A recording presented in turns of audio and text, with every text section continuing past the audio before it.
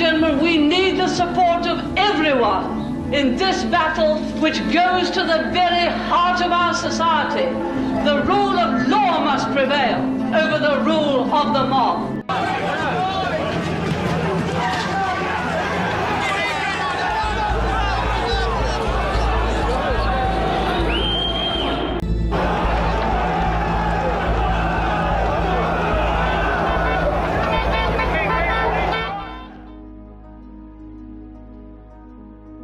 Board officials call it bandit country, the mining communities of the northeast corner of Derbyshire.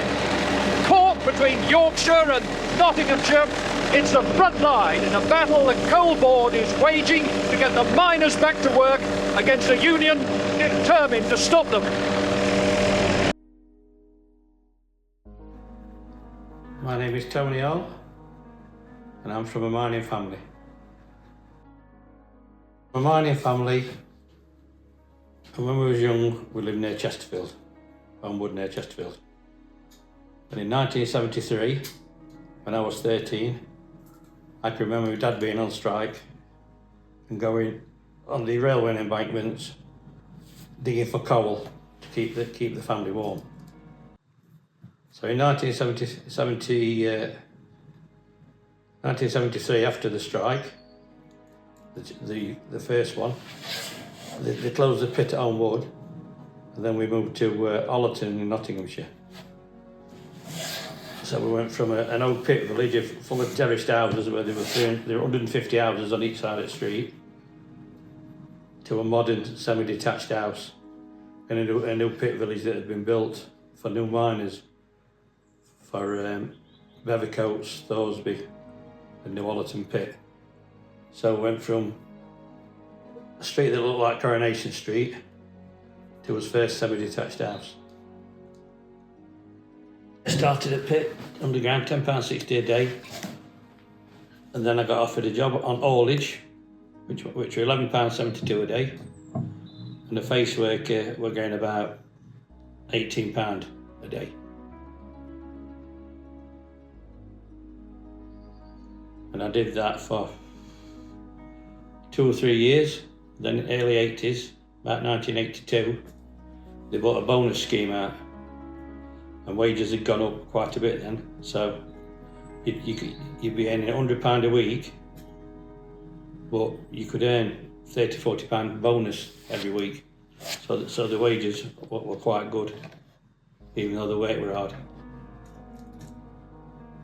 Arthur Scargill came and visited all the pits in Derbyshire, Nottinghamshire, Yorkshire, everywhere. And every time he were asked about the bonus scheme, what did he think on it, because it would put money in miners' pockets, he said, it puts money in miners' pockets, but it puts man against man and pit against pit. Because you've got super pits where people are earning £100–200 bonus, you've got another pit where people are earning £30–40 bonus. And he said it puts man against man. And then 1983, the rumours going round that they were going to start shutting pits. So there were quite a few union meetings and other stuff, and what they want to do, what they weren't going to do. And then when it got to Christmas at the end of 1983, January, early 84, Margaret Thatcher said to a man on called Ian McGregor, we were going to close all pits. So when he got to the beginning of March in 1984, North Derbyshire NUM, who I was in, we had a vote. It was just over 50–50 to strike in Derbyshire. North Derbyshire voted to strike. South Derbyshire voted not to strike. And then just over the border, Nottinghamshire voted by a massive majority not to strike.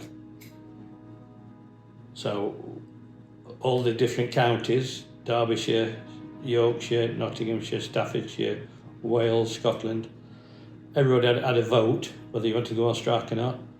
And I voted to go on strike because I wanted to go on strike and fight for my job. And my four brothers, they all voted to go on strike, and they all wanted to strike and fight for the job.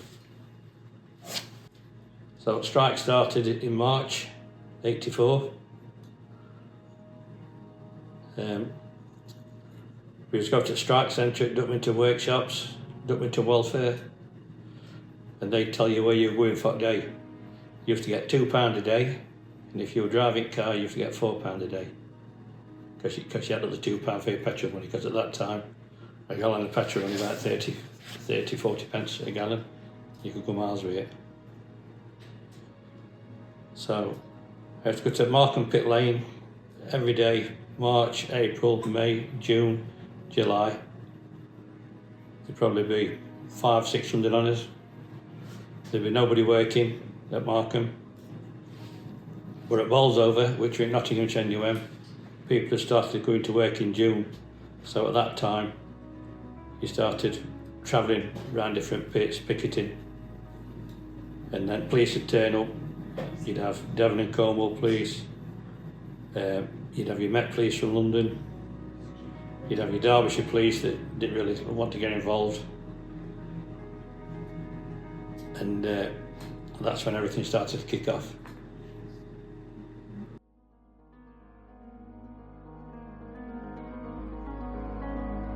I have no idea how long the dispute will go on. I have no idea how far it will escalate. All I can say is that the responsibility for what is taking place rests firmly on the National Coal Board. It is they who are closing pits. It is they who are sacking men.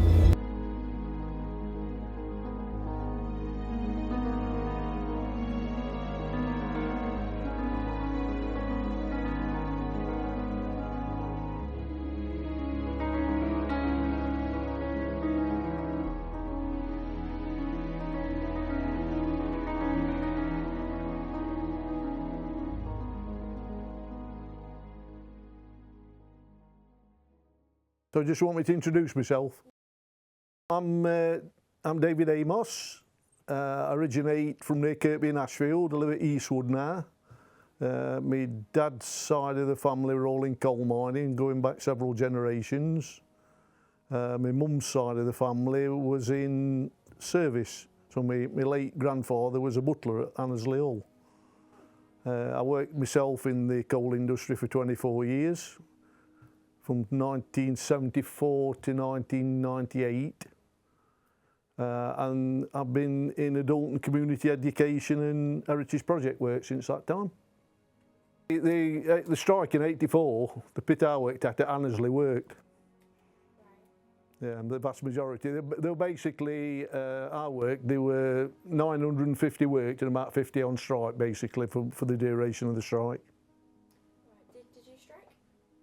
Sorry? Did you strike? No worked. I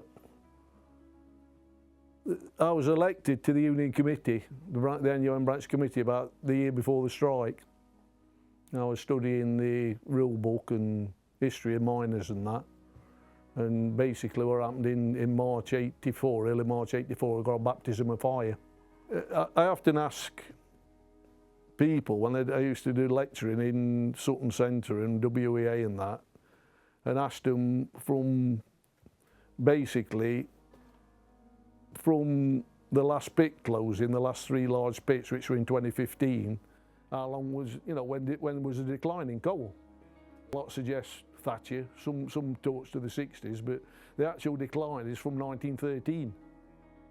Because that's the year when the peak production was in the British coal industry and more or less peak manpower about that time, and it's been in decline ever since until the final 3 large pits closed in 2015. So it's been deindustrialisation's been happening a long time. Yeah, Thatcher gave it a good shove. I mean, I don't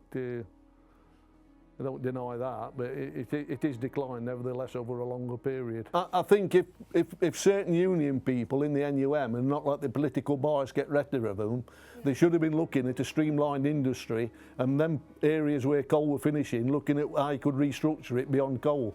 Yeah. That's what should have been the argument, but unfortunately you got Thatcher on one side, you got the NUM left on the other, and everybody were pawns in the game in the middle. To remain united and determined. And if you do that, you'll be able to say to your sons and to your daughters, with pride in your eyes, that in 1984, I stood alongside my trade union. And in doing so, was able to be part and parcel of the greatest victory in trade union history. I stood alongside my trade union with pride in your eyes of the greatest victory in trade union history. So Bolsover Pit, there were people going back to work after 2 or 3 months, but they weren't coal face workers, so even though they were going back to work, the pit wasn't cutting any coal. So even though they were scabbing, it didn't really make much difference because the pit wasn't producing any coal. And at that time, on picket lines, you used to get socialist worker, militant, you used to have all these socialist groups coming and backing you. Tony Benn used to come, MP for Chesterfield.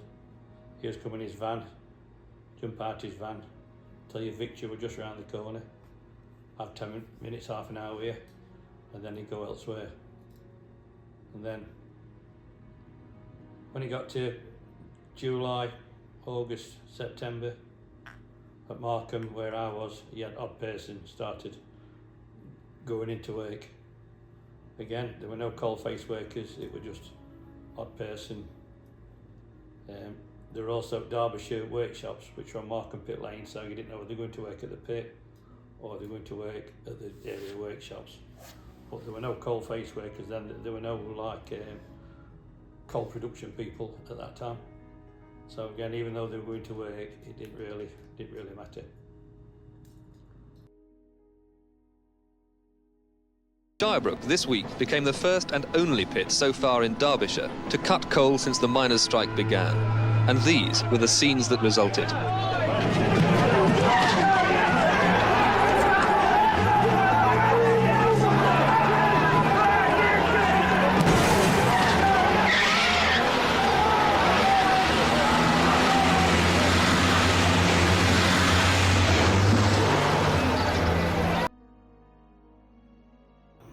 That October time, at Ollerton, a load of South Yorkshire, well, a load of Yorkshire miners went to Ollerton October time, and the lad there called David Jones, who got killed. He either got hit with a car or hit with a brick or a stone or something, and he got killed.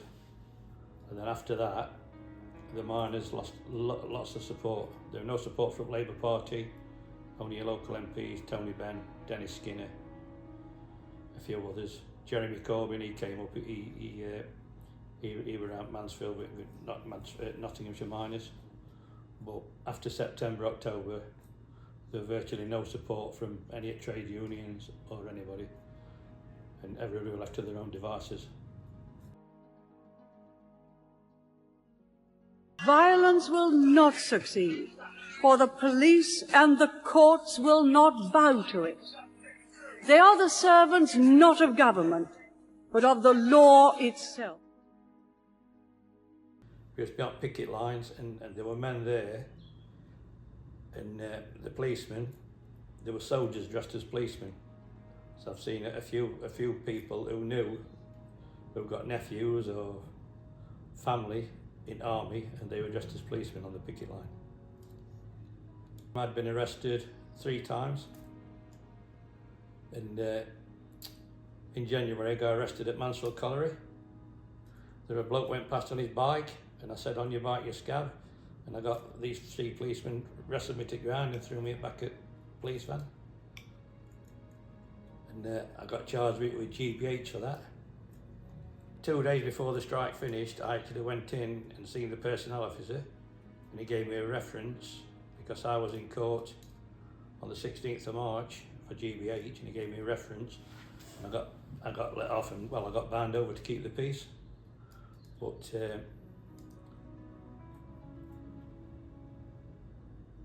that's still on my DBS now, that I got arrested and charged with GBH and whatever in March, even what, 35 years later. What I do remember about the police is basically everybody got on generally okay with the constabularies from like Suffolk and Norfolk, Somerset. But the Mets, when they came up, were universally hated by everybody. Working miners, striking miners, coal board management, and even fellow police. Everybody, because they got a different mindset really, you know, and which you can imagine. I'm having to deal with crime in London, and they came into coalfields, and there was one amusing tale where they used to slap these stickers, you've just met the Met, over, you know, posters, these like round stickers, and eventually some at local police, they put stickers outside of them with a Fife banana, and one of them asked, he says, well, what's that mean? He says, it's Met, bent and rotten.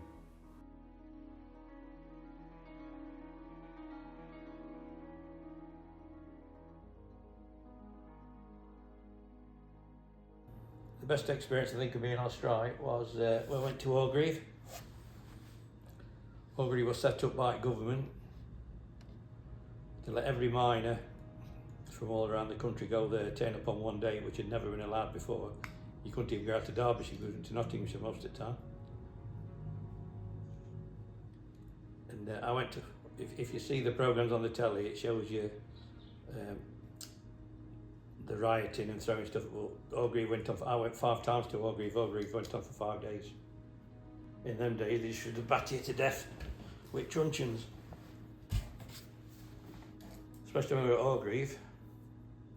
But saying that, I was also at the Hillsborough disaster, Nottingham Forest in Liverpool. And the police were thugs there saying, but in 80s, police were thugs wherever they went. It weren't just miners, they were saying with steel workers and everything. There's a few ex-strikers who I mean, particularly one who's a friend of mine. We ran the fishing club, and we agreed at the time that we weren't going to fall out. The politics of the strike weren't going to enter the fishing club, which it didn't. Very much, I mean, 40 years on now, we talk about it. We still disagree on the basics of what happened, you know. But yeah, I'm essentially, it ain't out of my view on the things now. I mean, I think it was a subversion of trade union democracy. It was trying to railroad it through using basically intimidation and violence if need be. There's a divide in the community now. I live on Derbyshire, Nottinghamshire border. When I lived in Mansfield as a kid, I became a Mansfield Town supporter. And I go into Derbyshire now, which is Chesterfield. And there's people in pubs in Bolsover. Those dads were scabs, and the kids call me a scab because I've got a Mansfield Town shirt on, not knowing that the dad were a scab at Bolsover Pit because the dad's ashamed to tell them. There's people now that odd time I can go out, and there's people who I threw bricks through the windows at Strata on. And I look at them now, and I'm not a violent person, but I don't regret it whatsoever.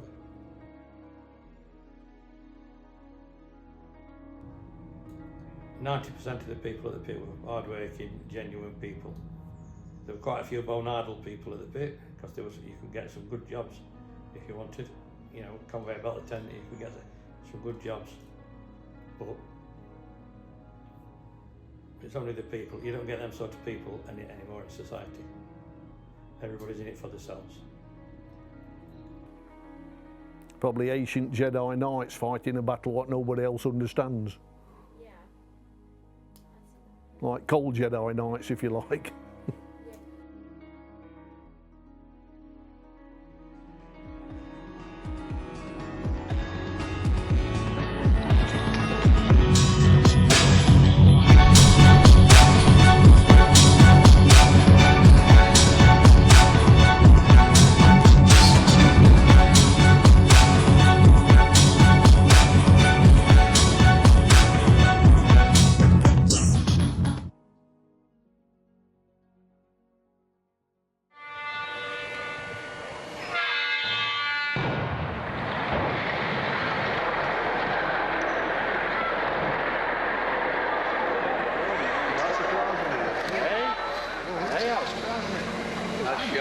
go.